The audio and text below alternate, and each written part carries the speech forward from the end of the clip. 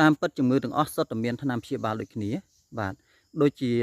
ដើមឈើខាងមុខអញ្ចឹងគ្រាន់តែយកសម្បកមកដាំទឹកស្ងោរហូបអាចព្យាបាលជំងឺទឹកនោមប្រៃបានដោយអស់ថ្នាំត្រឹមតែ3កំសៀវប៉ុន្តែពាក់ព័ន្ធនឹងជំនឿចិត្តបាទរបស់ពុកម៉ែបងប្អូនពុកម៉ែបងប្អូនខ្លះគាត់មិនសូវមានជំនឿចិត្តគាត់អត់ព្យាយាមដល់អញ្ចឹងធ្វើឲ្យជំងឺហ្នឹងអត់ជាជំងឺឈឺតិចទៅជាឈឺច្រើនទៅជាស្លាប់បានតែបើសិនជាពុកម៉ែបងប្អូនមានការជឿជាក់ទៅលើរុក្ខជាតិហើយប្រើចំគោលដៅជំងឺទាំងអស់សុទ្ធតែមានថ្នាំព្យាបាលគឺมันអាចស្លាប់បានទេបាទហើយមិនមែនត្រឹមតែជំងឺទឹកនោមប្រៃទេសូម្បីតែជំងឺផ្សេងទៀតក្រៅពីហ្នឹងបាទស្ទើរតែគ្រប់មុខជំងឺទាំងអស់សុទ្ធតែមានថ្នាំព្យាបាលដូចគ្នាបាទហើយប្រកែដូចគ្នាគ្រាន់តែថាជួនកាលពុកម៉ែបងប្អូនប្រើខុសគោលដៅបាទប្រើខុសគោលដៅគឺអត់ងាយជាទេឧទាហរណ៍ថាលើកជំងឺទឹកនោមប្រៃមួយបើតាមបទពិសោធន៍របស់ខ្ញុំគឺដើមឈើខាងមុខនេះបាទត្រឹមតែ3កំសៀវអាចជាតែបើសិនជាពុកម៉ែបងប្អូនយកដើមឈើផ្សេងរុក្ខជាតិផ្សេងមកព្យាបាលគឺមិនងាយជាបាទហើយមួយទៀតពាក់ព័ន្ធនឹងជំងឺផ្សេងទៀតក្រៅពីទឹកនោមប្រៃឧទាហរណ៍ថាអ្នកដែលកើតជំងឺទាស់នេះដើមឈើខាងមុខនេះបាទបង្ហាញ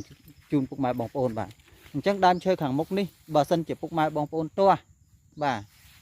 សរសៃខ្ចីអាចគាស់យកឫសមកដោះជាមួយទឹកអង្ករហូបត្រឹមតែមួយស្លាបព្រាអាចជាទាស់បានបាទតែបើសិនជារុក្ខជាតិផ្សេងខ្ញុំមិនដឹងហើយមានរុក្ខជាតិផ្សេងទៀតដែលប្រកែកដូចគ្នាដែរបាទសំខាន់ពុកម៉ែបងប្អូនប្រើត្រូវដោយអត់បាទត្រូវគោលដៅចង់និយាយថា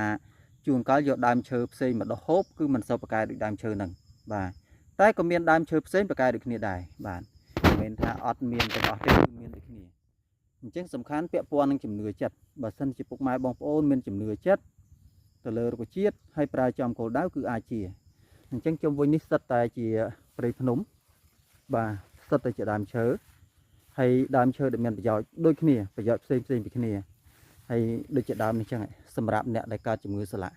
បាទយកទៅដាំទឹកស្ងោរហូបគឺជាលឿនដូចគ្នាដែរបាទអញ្ចឹងចង់បញ្ជាក់ជូនពុកម៉ែបងប្អូនថាសំខាន់ជំនឿចិត្ត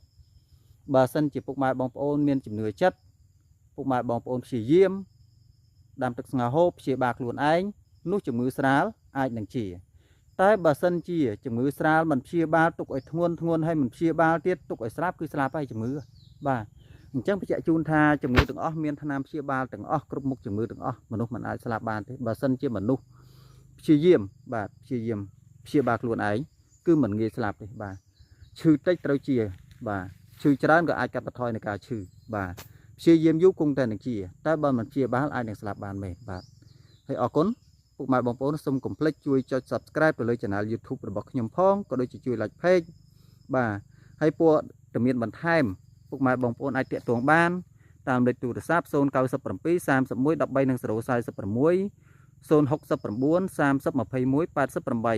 88ឬក៏អាចចូលមកកាន់ Facebook ឆៃលៀងឆៃលីនិង Page គ្រូសេងថ្នាំឆ្នាំងបាទសូមអរគុណសូមជម្រាបលានឹងជួបគ្នានៅវីដេអូក្រោយទៀតបាទសូមអរគុណ